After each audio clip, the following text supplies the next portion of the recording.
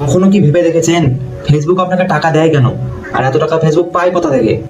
আপনি সারাদিন ফেসবুক চালাচ্ছেন, ভিডিও দেখছেন, রিলস দেখছেন, আবার অনেকে ফেসবুকে ভিডিও বানিয়ে টাকা ইনকাম করছে। তো চলুন খুব সহজ একটা উদাহরণ দিয়ে পুরো সিস্টেমটা বুঝি।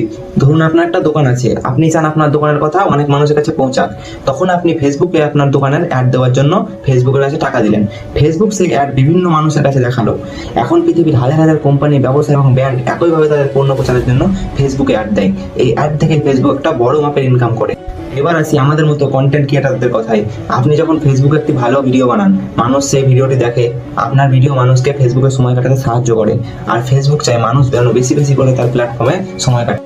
তাই ফেসবুকে বিভিন্ন মনিটাইজেশনের ব্যবস্থা রয়েছে। ফেসবুক নিয়ম ও যোগ্যতা পূরণ করা কন্টেন্ট ক্রিয়েটাররা ওসব ব্যবস্থার মাধ্যমে কন্টেন্ট থেকে ইনকাম করার সুযোগ পায়। তবে এখানে একটা ভুল ধারণা রয়েছে। অনেকে মনে করেন ভিডিওতে ভিউ হলেই ফেসবুক টাকা দেবে, কিন্তু ব্যাপারটা এমন নয়। ভিউ কত হয়েছে, অডিয়েন্স কারা, কন্টেন্ট কেমন, অ্যাকাউন্ট মনিটাইজেশনের যোগ্য কিনা এবং ফেসবুকের নিয়ম, এসব অনেক বিষয়ের উপর ইনকাম নির্ভর করে।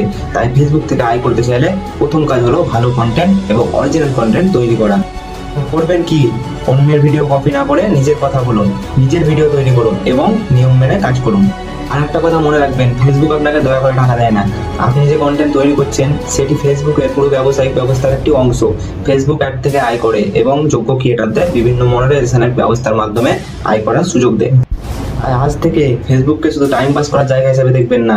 কন্টেন্ট তৈরি করুন, নিয়ম মেনে কাজ করুন এবং ধীরে ধীরে নিজের একটা পরিচয় তৈরি করুন।